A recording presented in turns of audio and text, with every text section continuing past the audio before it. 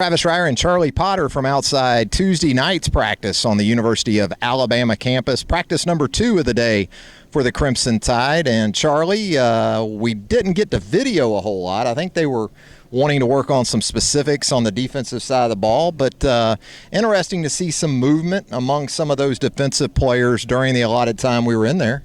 Yeah, one of the big things that stood out is, we didn't see Reggie Ragland with the inside backers. And first, that's a big red flag. Oh my gosh, where's Reggie? But he was working with the outside linebackers, which isn't too uncommon. He did it a few times last year, and that gives players like Reuben Foster and Dylan Lee and Sean Hamilton, more first team reps, which is what they need over there to thin position. Outside of that, we saw a little bit of movement in the secondary, which has happened all fall. We saw Mika Fitzpatrick. He was working to the left corner in what appeared to be the dime package, although we're not exactly certain what it was. So, yeah, a little bit of movement, but, Shells to not, taking it a little easy in the second 2 a day, and nothing too much out of the ordinary outside of that. Yeah, we had heard with Ragland specifically at SEC Media Days that he felt like on passing downs he was going to kick outside. So it makes sense to get him reps with Tosh Lapoy and some pass rush drills and get him ramped up in that regard, if that's exactly what we're going to see once the season comes around. And in the secondary, Mika Fitzpatrick, we've talked about him a lot the last few days, and there he was at left corner with Cyrus Jones at right corner. You had the safeties of Eddie Jackson and Geno Smith.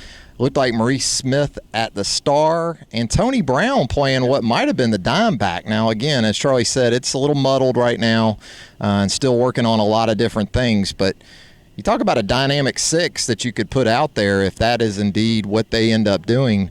Very interesting, to say the least. Now, from an injury standpoint, not a lot to report. Again, that's always good non-news, I guess you could call it, as looked like everybody was pretty much intact from what we saw this morning. I watched the offensive linemen again. Cam Robinson, they worked on some pass protection drills, footwork.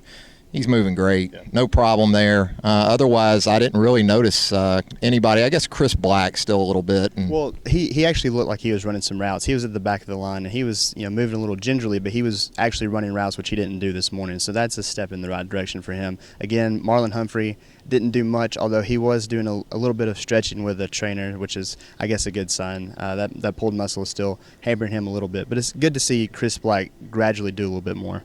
And as we've talked about, I think competition does wonders for bumps and bruises. Yeah, we've seen some guys sprint back out onto the field because competition really across the board is very, very heavy. And I would say at this point, Humphrey's the guy that's really on injury watch because you're right, we haven't seen much of him at all the last few days. So from an injury standpoint, pretty good news.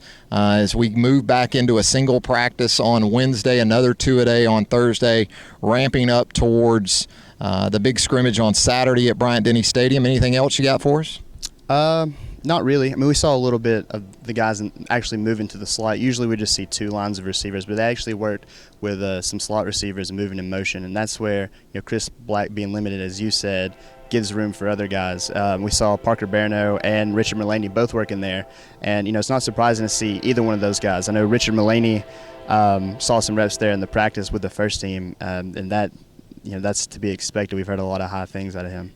Yeah, and I talked to Parker Barano on Sunday, and he said that's primarily where he's working in the slot. So you're right. Those are the 2 guys you would expect until they get some of the younger receivers. I think Dalen Charlotte in time probably be able to do that. Ardarius Stewart can probably move inside there and do some of that as well. But a lot of options for them at wide receiver, a lot of guys getting a lot of looks. So we'll wrap it up on a Tuesday night from just out in front of Coleman Coliseum. No sign of Avery Johnson in there. You seen him tonight? I have not.